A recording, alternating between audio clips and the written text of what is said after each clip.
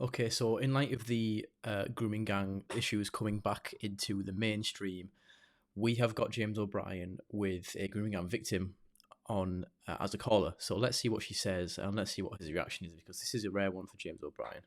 He tried to pin me to the bed while his family was downstairs eating dinner. Girl.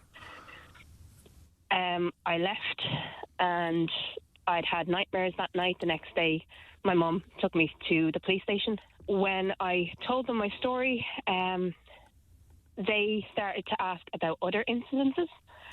And I said, yeah, he used to put his hand on the small of my back, or he'd give me hugs, or he'd put his hand on my knee.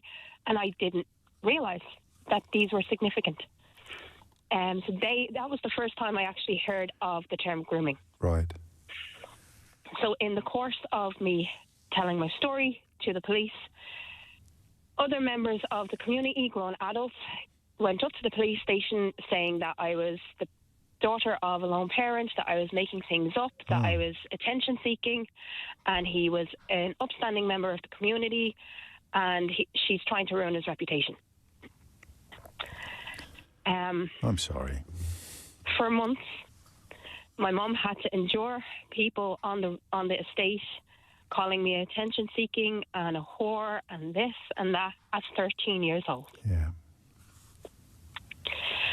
We got a phone call from the police about 5 months later after hearing nothing, saying that I was deemed as not credible as a witness.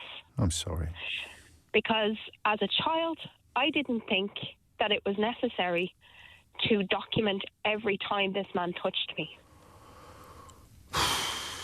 That's why Anna said I didn't recognise the importance of it at the time, but she said her friend had kept a diary, didn't she? She kept a diary of everything that had happened. Exactly.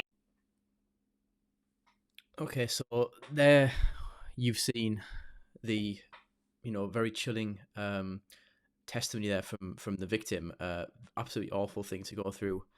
And I think this is another point I was going to make, aside from the point on James O'Brien, that the police are complicit in this.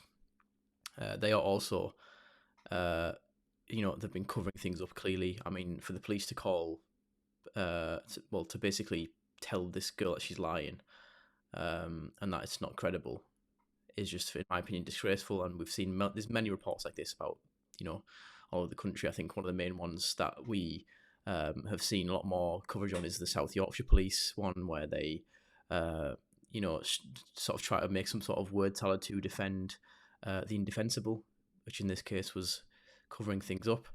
However, you never normally see James like this. He's never, normally he's always got some sort of slimy, condescending, upper middle class comment to make about someone's life, or about people's opinions, or how their opinion is wrong because they're too stupid. You're not educated enough, or you're not from a good background, therefore your opinion doesn't matter. But in this one, he actually genuinely has nothing to say, and I've never seen him like that before, ever.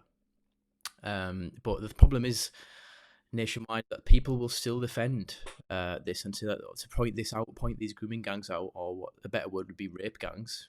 They would say that is racist, and these people are just treacherous because they are pulling the wool over their own eyes in order to see the world as they like it, or rather not see the things that they don't like, even though they are well and truly there.